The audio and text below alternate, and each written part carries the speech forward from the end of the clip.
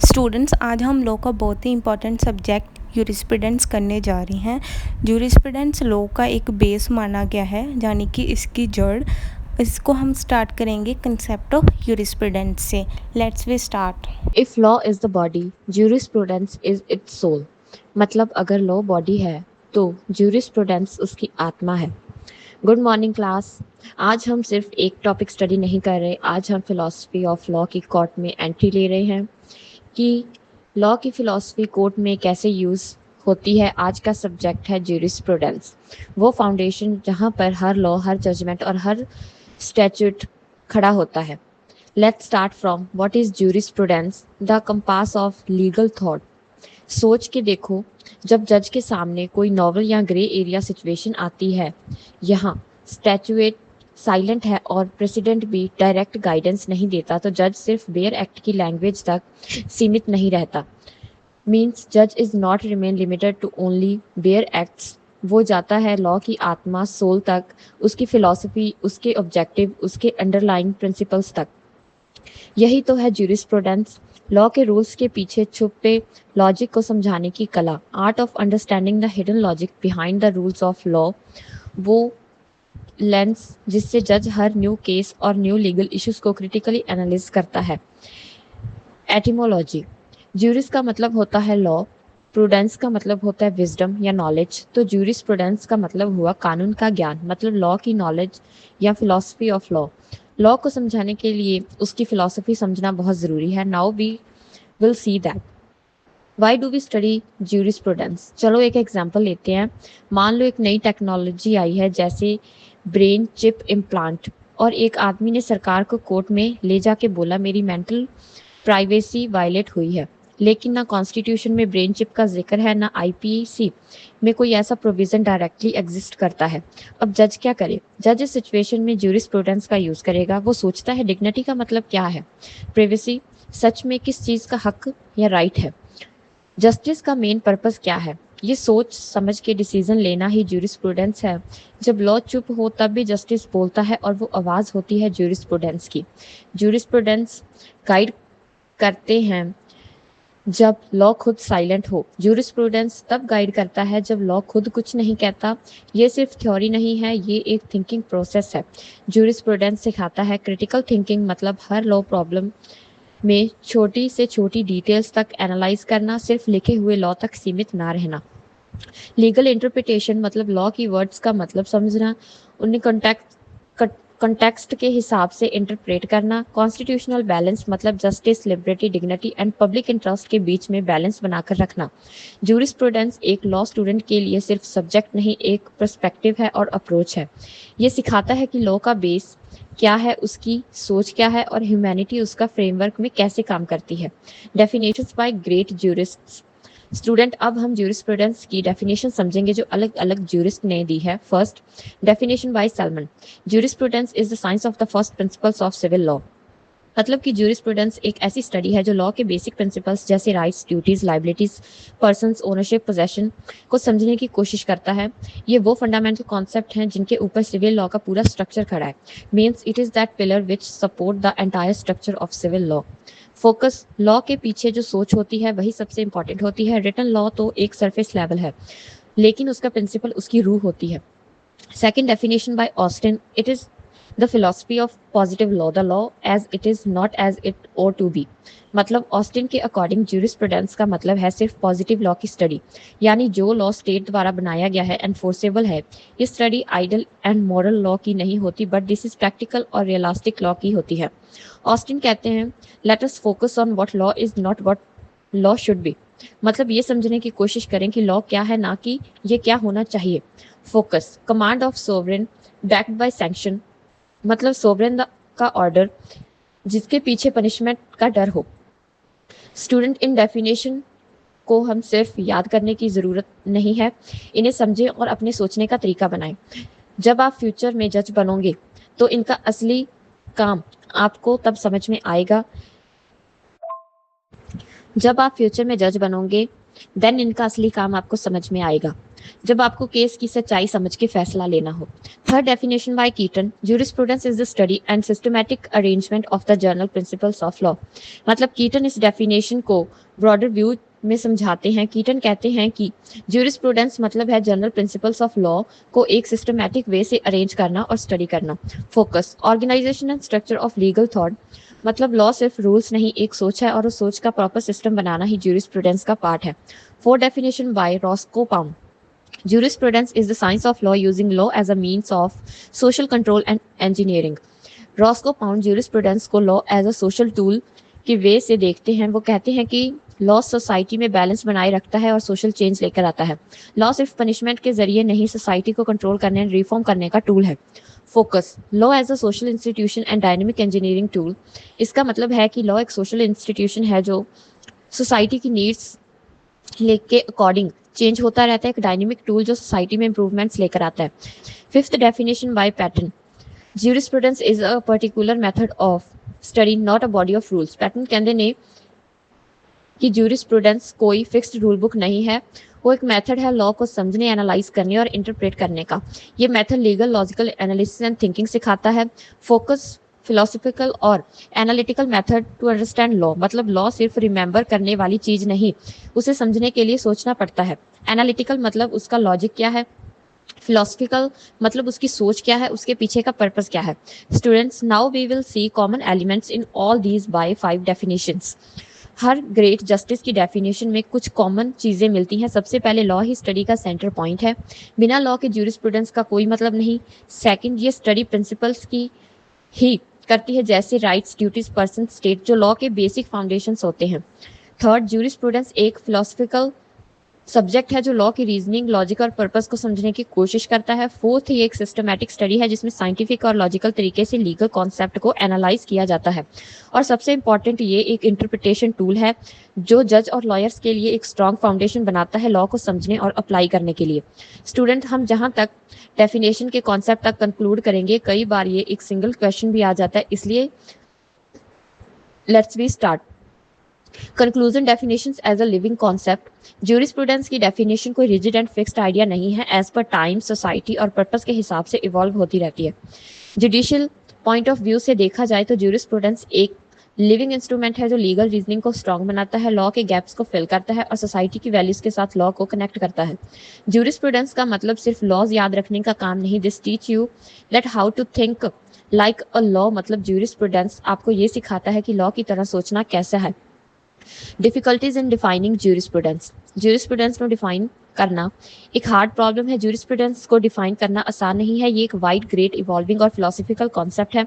Scholars इसको exact वे से define नहीं कर पाए और उनके लिए हमेशा ही एक चैलेंज बना रहा है, क्योंकि डिफिकल्टी सिर्फ इसके वेस्ट सब्जेक्ट मैटर में नहीं बल्कि इस बात में है कि लॉ की नेचर ही मल्टी डायमेंशनल है। कभी ये कमांड होता है, कभी मॉरल कोड, कभी सोशल टूल और कभी गवर्नेंस का सिस्टम। इस वजह से ये एक डायनेमिक और डिबेटेड फील्ड है।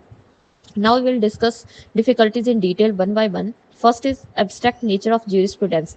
ज्यूरिस्प्रूडेंस कोई कॉन्क्रीट या टेंजिबल सब्जेक्ट नहीं है। ज्यूरिस्प्रूडेंस एब्स्ट्रैक्ट आइडिया से डील करता है, जैसे law, justice, rights, morality. Jurisprudence की philosophical and intangible nature jurisprudence की फिलोसफिकल एंड इंटेंजिबल नेचर के कारण उसको एक precise and universally accepted definition में लेकर आना बहुत डिफिकल्ट हो जाता है। जैसे जस्टिस को डिफाइन करना मुश्किल होता है, वैसे ही ज्यूरिस्प्रूडेंस को फिक्स्ड फॉर्म में डिफाइन करना भी मुश्किल है। Contradictory views of jurists, legal thinkers ने ज्यूरिस्प्रूडेंस को डिफरेंट वे से डिफाइन किया है depending on their own theory. Austin jurisprudence is philosophy of positive law, law as it is, not as it ought to be. Salmon, science of the first principles of civil law. Roscoe Pound, tool of social engineering. Kelson, pure theory of law, moral या social factors exclude करते हैं। Digit, law as a function of social solidarity. यह contradictory ideologies इन definitions को confusing and conflicting बना देती हैं and एक universally accepted meaning develop करना मुश्किल हो जाता है। Vast and expanding scope, jurisprudence का स्कोप सिर्फ लीगल प्रिंसिपल की एनालाइज तक सीमित नहीं, वो और कई एरियाज को भी कवर करता है, like moral and ethical dimensions, historical and comparative analysis, sociological and psychological moral and ethical dimensions, historical and comparative analysis, sociological and psychological perspectives, political and economic influences।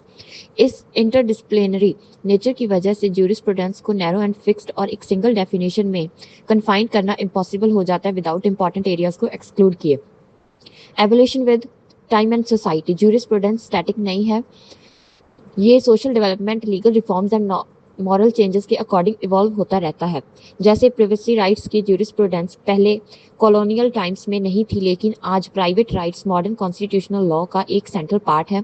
Equality and human dignity वाले concepts liberal jurisprudence के साथ बहुत evolve हो गए हैं। जैसे जैसे law evolve होता है उसके इंटरप्रिटेशन भी चेंज होते रहते हैं एंड ज्यूरिस्प्रूडेंस का मीनिंग भी एज पर टाइम चेंज होता रहता है। Differences in legal systems and cultures, दुनिया भर में लीगल सिस्टम में बहुत ज़्यादा डाइवर्सिटी है। हर जगह हर कंट्री का अपना हिस्ट्री, कल्चर एंड सोसाइटी होती है जिसके बारे में वो अपना लॉ सिस्टम बनाते हैं।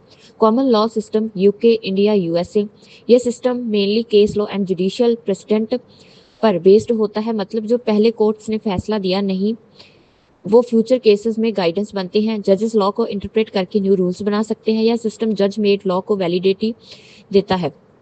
इंडिया में सुप्रीम कोर्ट के डिसीजंस आर्टिकल 141 के अंडर बाइंडिंग प्रेसिडेंट होते हैं। Civil law system France, Germany, Japan, ये सिस्टम कोडिफाइड सिस्टम के ऊपर बेस्ड होता है। मतलब सारे लॉज पहले से ही लिखे हुए होते हैं। जैसे सिविल कोड जज के civil law system France, Germany, Japan, ये सिस्टम कोडिफाइड स्टैट्यूट के ऊपर बेस्ड होते हैं। मतलब सारे लॉज पहले से ही लिखे हुए होते हैं। जैसे सिविल कोड जज का काम सिर्फ ये होता है कि लिखे हुए लॉज को अप्लाई करने का होता है। जुडिशियल डिसीजन की इंपॉर्टेंस लिमिटेड होती है क्योंकि मेन सोर्स रिटन लॉ होता है। फ्रांस का नेपोलियनिक कोड इस सिस्टम का सबसे फेमस एग्जाम्पल है। Religious law, sharia law, canon law, ये सिस्टम रिलीजियस टेक्स्ट के ऊपर बेस्ड होता है जैसे कुरान, बाइबल आदि ग्रंथ एक्सेट्रा। लॉ को डिवाइन एंड ईश्वर का हुक्म माना जाता है। जजेस एंड स्कॉलर्स रिलीजियस टेक्स्ट को अंडरस्टैंड करके ऑर्डर देते हैं, फैसला करते हैं। Sharia law Saudi Arabia, Iran, Pakistan जैसे कंट्रीज में अप्लाई किया जाता है। Customary law, tribal areas, indigenous communities, ये system tradition, custom and local practices के ऊपर बेस्ड होता है। मोस्टली लिखे हुए नहीं होते लेकिन कॉन्टेक्स्ट में चीजें जनरेशन से फॉलो हो रही हैं वही लॉ बन जाती है। कम्युनिटी लीडर्स एंड एल्डर्स फैसला करते हैं। इंडिया के कुछ ट्राइबल बेल्ट्स में आज भी कस्टमरी लॉ फॉलो किए जाते हैं। Sixth difficult in defining definition is jurisprudence as a method not a body of rules. Pattern कहते हैं कि ज्यूरिस्प्रूडेंस एक मेथड ऑफ लीगल स्टडी है, ना कि कोई फिक्स्ड बॉडी ऑफ रूल्स। ये भी एक कंफ्यूजन का पॉइंट है। Jurisprudence is more about interpretation, analysis, reasoning, ना कि सिर्फ लॉ के सब्सटेंस की study. Summary table, students overall difficulties in defining definition जो हमने डिस्कस करी है उसका समरी टेबल आपकी स्क्रीन पर है, आप देख लो और अच्छे से अंडरस्टैंड कर लो। Students, there is no final definition possible. Jurisprudence को क्लियरली डिफाइन करना आसान नहीं है क्योंकि ये एक फिलोसफिकल एंड थियोरेटिकल सब्जेक्ट है वेयर फोकस रूल्स के ऊपर नहीं बल्कि उनके पीछे की सोच पर होता है। हर ज्यूरिस्ट जैसे ऑस्टिन, सैलमन, केल्सन, पैटन अपने अपने नजरिए के बेस पर अलग एस्पेक्ट पर फोकस करते हैं। कोई कमांड के ऊपर, कोई जस्टिस, तो कोई सोसाइटी के ऊपर। ये concept time, social values and society के स्ट्रक्चर के अकॉर्डिंग हमेशा इवॉल्व होता रहता है। जो डेफिनेशन आज एप्लीकेबल है वो कल को आउटडेटेड हो सकती है। ज्यूरिस्प्रूडेंस के रिलेटेड डिस्कस करना लॉ को अंडरस्टैंड करने की कोशिश है, फाइनल आंसर नहीं, पर थिंकिंग प्रोसेस जरूरी है। सो स्टूडेंट्स, ज्यूरिस्प्रूडेंस का पर्पस लॉ डिफाइन करना नहीं बल्कि उसको अंडरस्टैंड करना, उसकी सोच को डेवलप करना है। स्कूल्स और ब्रांचेस ऑफ ज्यूरिस्प्रूडेंस, जजेस इन वन कोर्टरूम। सोचकर देखो, एक कोर्टरूम में 5 अलग अलग इमेजिनरी जजेस बैठे हैं। हर एक जज की लॉ के बारे में अलग सोच है। First analytical school by Austin, law वो है जो सोवरेन कहता है मैं सिर्फ लिखा हुआ कानून फॉलो करता हूँ। Focus, command plus section. Example Indian penal code के सेक्शन वेयर पनिशमेंट डिफाइन करी गई है। Historical school Savigny, law custom से बनाया गया होता है, सोसाइटी के कल्चर के अकॉर्डिंग ग्रो करता है। Focus, tradition plus work. Historical school Savigny, law custom से बनाया गया होता है, सोसाइटी के कल्चर के अकॉर्डिंग ग्रो करता है। Focus, tradition plus works, spirit of people. Example Hindu law and Muslim law के कई प्रिंसिपल्स कस्टम से आए हैं। Sociological school Roscoe Pound, law society के लिए एक प्रैक्टिकल सोल्यूशन हो, यह इस तरह की सोशल इंजीनियरिंग हो। Focus law of social welfare example environmental law, labour laws, where law society को सर्व करता है। Natural law school Cicero law के लॉ जस्ट होना चाहिए, अगर कोई लॉ इमोरल है तो वो वैलिड लॉ नहीं हो सकता। Focus morality plus universal principles example human rights law, right to life where human value सबसे ऊपर है। कंपैरेटिव स्कूल्स दूसरी कंट्रीज के लॉ सिस्टम को कंपेयर करो सो दैट हम अपने लॉ को बेटर बना सकते हैं। Focus legal evaluation through comparison example constitution USA, UK, Canada से borrowed principles like due process, parliamentary system. Importance in judicial interpretation when law clear नहीं होता है, where gray area is existed, constitution and IPC silent हो, society में changes आ जाएं. Then judge in schools के ideas को use करता है, रीजनिंग बनाता है, इंटरप्रिटेशन करता है, जस्टिस इंश्योर करता है। जूरिस्प्रूडेंस एक लीगल कंपास होती है जो जज को डायरेक्शन दिखाती है, लॉ में क्लैरिटी ना हो। स्टूडेंट्स जज की कलम सिर्फ लॉ की इंक से नहीं, ज्यूरिस्प्रूडेंस की सोच से लिखती है। Jurisprudence versus law basic differences. Law और ज्यूरिस्प्रूडेंस में डिफरेंसेस यह है कि लॉ का मतलब है स्टैट्यूट्स, एक्ट एंड रूल्स, यानी कि लिखे गए लॉ जो प्रैक्टिकल एप्लीकेबल किए जाते हैं, वो चीज़ें हैं जो कोर्ट में फॉलो करी जा रही हैं, जैसे IPC, CrPC and constitution. On other side jurisprudence law की theory, reasoning and philosophy understand करने का वेट है। This ask you that why law is made, law का मेन पर्पस क्या है, जस्टिस का रियल मीनिंग क्या है। जैसे आईपीसी में सेक्शन 300 अंडरस्टैंड करने की, मर्डर क्या है, ये लॉ है, पर क्राइम क्या होता है, क्या हर गुनाह के लिए सजा होनी चाहिए, पनिशमेंट का पर्पस क्या है, ये सब सवाल ज्यूरिस्प्रूडेंस के स्कोप में आते हैं। Law is written and jurisprudence makes you under why it is written. Real life examples where jurisprudence is applied.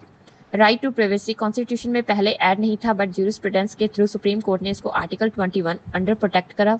Live in relationships law silent था इस कॉन्सेप्ट पर, ज्यूरिस्प्रूडेंशियल की थिंकिंग के साथ कोर्ट ने उसको लीगल रिकग्निशन दी। Euthanasia, right to die with dignity, natural law के प्रिंसिपल्स के साथ कोर्ट ने डिसीजन लिया।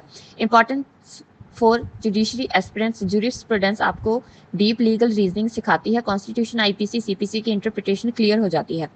कंक्लूजन, ज्यूरिस्प्रूडेंस वो लाइट है जो आपको लॉ के अंधेरे में रास्ता दिखाती है। विदाउट ज्यूरिस्प्रूडेंस स्टैट्यूट्स सिर्फ अल्फाबेट्स बनकर रह जाते हैं, विदाउट डेप्थ, विदाउट विजन।